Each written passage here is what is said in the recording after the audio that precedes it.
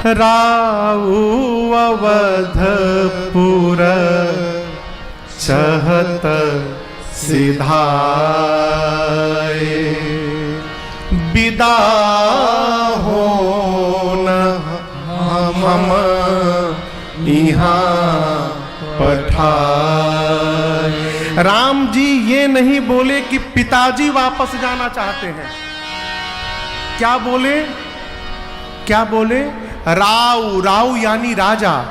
राम जी कहना चाहते हैं महाराज पिताजी जाना नहीं चाहते, परंतु अयोध्या के सिंहासन पर जो महाराज बैठे हैं वो महाराज जाना चाहते। क्यों? महाराज का कर्तव्य उनको जाने के लिए बाध्य कर रहा है, इसलिए महाराज यहां से जाना चाहते हैं। आपसे विदा लेने के लिए हमको भेजा है पिताश्री ने मां। और हम एक बात कहें, समाज की दृष्टि में राम आपका दामाद है, लेकिन मैं आपसे एक बात कहना चाहता हूं मां, आप मुझे दामाद मत मानिएगा, आप राम को अपना पुत्र मानिएगा। क्यों? दामाद को जीव भले भूल भी जाता है, लेकिन अपनी संतान को जीव कभी नहीं भूलता है। माँ, मैं चाहता हूँ जैसे आप सीता को हमेशा याद करती रहेंगी, उसी प्रकार अपने पुत्र राम को भी याद करते रहिएगा, इसलिए आप मुझे अपना पुत्र मानिएगा। बालक जानी करब नित नेहु, अपना बालक समझिएगा। भगवान ने जैसी ये बात कही, सुनैना जी मेरी मां जानकी के सौभाग्य को देखकर उनको हृदय लगा ली और सीता जी के हाथ को पकड़कर सुनैना जी ने रघुनाथ जी के हाथ में समर्पित किया है। बाबा कहते हैं कर बिनय सिया राम ही समर्पी, जोर कर पुनि पुनि कहे, बल जाऊं सात सुजान तुम कहु विदित गति सबकी है। परिवार पुरजन मोहि राजन, परिवार पुरजन मोहि राजई, प्राण प्रिय सिय जानबे, तुलसी ससील स्नेह लखी, निज किंकरी करिमानबे,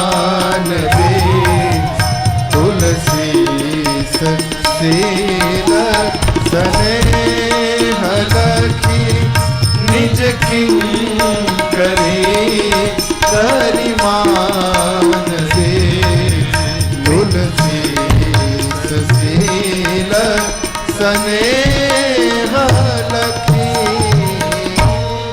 सुनैना जी ने सीता मैया का हाथ रघुनाथ जी के हाथ में दिया और बार बार कहती, रघुनाथ जी आपके विनयता पर, विनम्रता पर मैं बार बार बलि जाऊं।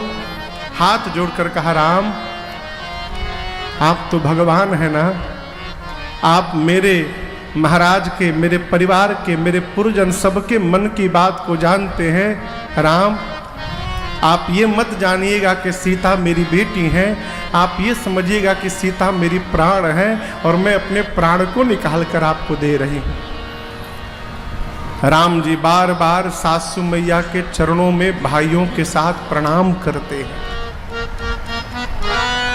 कहीं जाइए तो विनम्र रहिए, क्षमा करिएगा। कई आदमी हमने देखा है, हमारी जान पहचान में कई लोग हैं, अपने घरे भले बिल्ली बन के रहते हों,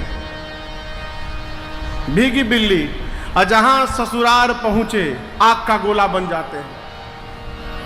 मन ससुराल पहुंचते न जाने ही कहां से परिवर्तन होता है? पूरा ससुराल थर थर कांपता है कि आ गई दमदवा खटखटवा। एक घर में हम विवाह में गए थे, आपको निवेदन करूं तो गांव के घर में दरवाजा रहता है, दरवाजे के भीतर दोनों तरफ एक एक कोठरी रहती है। तो जाके बरामदे में मैं बैठा तो बगल के कोठरी में ताला लगा हुआ था।